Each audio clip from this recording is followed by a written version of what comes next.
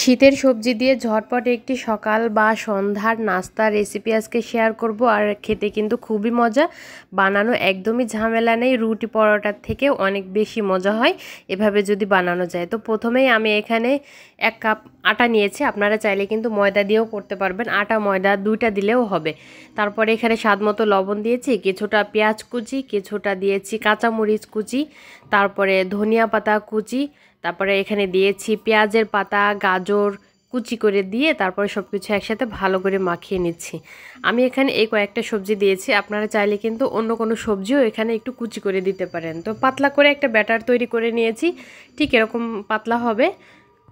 তারপর কড়াইতে হালকা করে তেল ব্রাশ করে নিয়েছি, কড়াইটা গরম করে তারপর এখানে দিয়ে দিলাম ওই ব্যাটার থেকে অল্প করে দিয়ে চামচ দিয়ে এভাবে একটু ছড়িয়ে দিব, যাতে সুন্দর মতো পাতলা হয়ে চারিপাশে সবজিগুলো ছড়িয়ে যায়।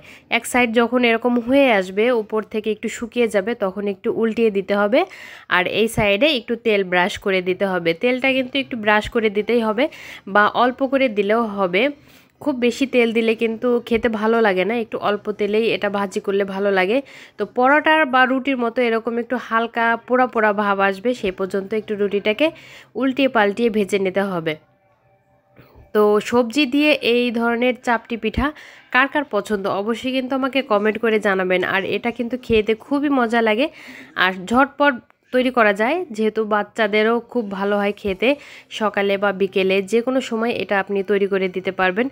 বাচ্চারা কিন্তু সাধারণত সবজি খেতে চায় না, তো এভাবে একটু ফাঁকিবাজি রেসিপি বানিয়ে তারপর কিন্তু বাচ্চাদের দিলে বাচ্চারা কিন্তু অনায়াসে খেয়ে ফেলবে আর বুঝতেই পারবে না। আপনি চাইলে কিন্তু এখানে ডিমও অ্যাড করতে পারবেন বা অন্য যে কোনো সবজি একটু কুচি কুচি করে দিয়ে এভাবে একটু ভেজে দিবেন, বাচ্চারা টেরই পাবে না। অন্যভাবেও দিতে পারেন, যেমন এটাকে একটু রোল শেপ দিয়ে একটু সস দিয়ে পরিবেশন করতে পারেন, তাহলে কিন্তু বাচ্চারা অনেক খুশি হয়ে এটাকে খেয়ে নেবে। আর রেসিপিটি যদি ভালো লাগে অবশ্যই চ্যানেলটি সাবস্ক্রাইব করবেন, আর ফেসবুক থেকে দেখলে অবশ্যই ফলো দিয়ে রাখবেন। আজকের মতো বিদায় নিচ্ছি, সবাই ভালো থাকবেন আর আমাদের জন্য দোয়া করবেন। আল্লাহ হাফেজ।